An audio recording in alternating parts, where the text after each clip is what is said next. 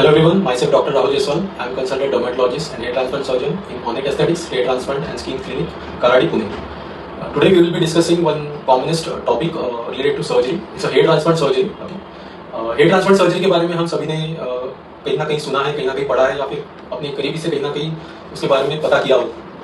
Hair transplant ऐसी surgery होती है दोस्तों जिसके अंदर हम अपने डोनर एरिया यानी ऐसा एरिया जहाँ पे हमारे बालों की क्वालिटी, उनकी रूट्स, उनकी जड़ें जो रहती है काफ़ी अच्छी स्ट्रांग पाई जाती है और इसको हम वीक एरिया में ट्रांसप्लांट करते हैं। वीक एरिया यानी जिस एरिया में बालों का क्वालिटी थोड़ा सा पतला हो चुका हो, जहाँ पे डेंसिटी कम हो गई हो या फिर जहाँ पे पूरी तरीके से बार्डनेस आ चुका हो, इस एरिया को रिसिपिएंट एरिया कहते हैं। इस ट्रांसप्लांटेशन को हम हेयर ट्रांसप्लांटेशन बोलते हैं।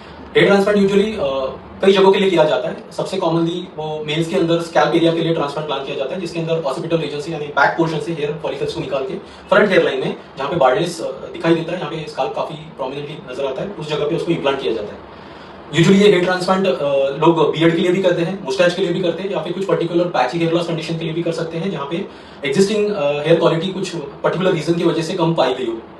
हेयर ट्रांसप्लांट जो रहता है यूजुअली मेल और फीमेल दोनों के केस में किया जा सकता है, जिसका नॉर्मल जो एज रहता है एक पर्टिकुलर मैच्योरिटी आने के बाद में अराउंड 18 to 20 ईयर्स के बाद में यूजुअली रिकमेंड किया जाता है, जो कि आप आने वाले एडवांसिंग एज में किसी भी एज में करा सकते हो, जिसके लिए कुछ पर्टिकुलर बेसिक प्री रिक्विजिट्स होती है, जिसमें आपको कुछ ब्लड टेस्ट कराने होते हैं और कार्डियक स्टेबिलिटी के लिए ईसीजी जैसी कुछ इन्वेस्टिगेशंस करानी होती है। अगर ये सब चीजें नॉर्मल तरीके से पाई जाती है, अगर आपको एनेस्थेटिक फिटनेस अच्छी तरीके से मिल जाए तो आप हेयर ट्रांसप्लांट के लिए एलिजिबल हो जाते हो।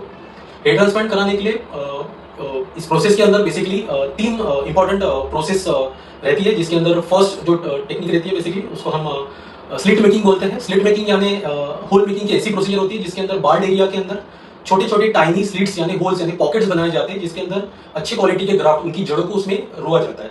ये अलग अलग तरीके के इंस्ट्रूमेंट से किया जाता है। स्लिट मेकिंग के बाद में रहता है एक्सट्रैक्शन का पार्ट। एक्सट्रैक्शन यानी ऐसी टेक्निक जिसके अंदर आपके डोनर एरिया से पंच की मदद से जड़ों के साथ में ग्राफ्ट फॉलिकल को निकाला जाता है और फिर उसको अच्छे स्टोरेज मीडियम में स्टोर करके उसके बाद में उसको जहाँ पे हमने स्लिट यानी पॉकेट्स बनाए उसके अंदर उसको इम्प्लांट किया जाता है।